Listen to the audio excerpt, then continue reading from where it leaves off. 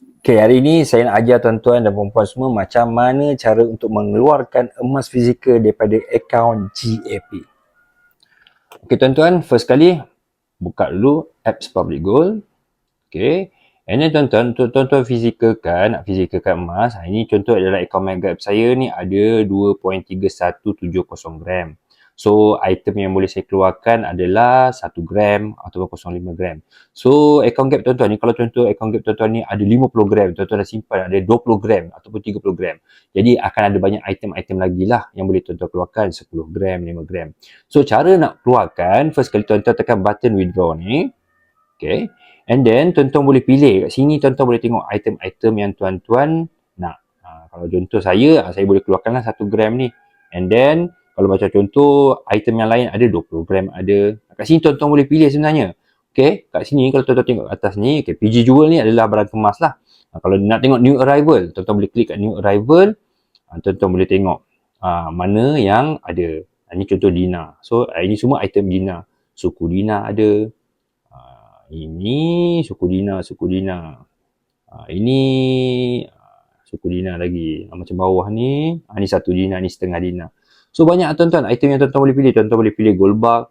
Contoh tuan-tuan minat bunga emas. Tuan-tuan boleh klik bunga emas ni. Dia akan keluar item-item bunga emas. 5 gram, 1 gram. Nak contoh yang Taifuk. Taifuk pun ada. Jadi banyak design tuan-tuan yang tuan-tuan boleh fizikalkan.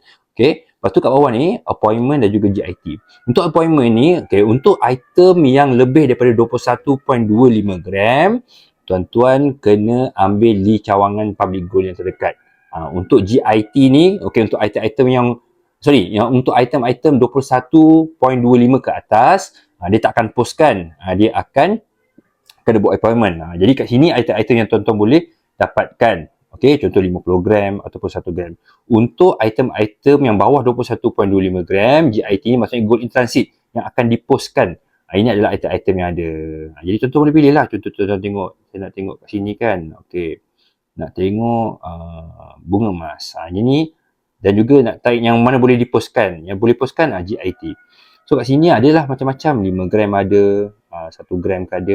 Cuma satu perkara yang tuan-tuan kena tahu adalah untuk item 21.25 gram ke bawah, yang itu Public Gold akan postkan. Untuk item yang lebih daripada 21.25 gram, kita kena ambil di cawangan. Contoh 100 gram, 500 gram, ataupun 1 kilo. Jadi yang tu dia akan dipostkan lah.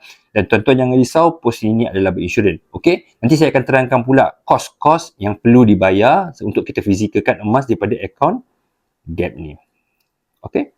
Terima kasih. Itu saja.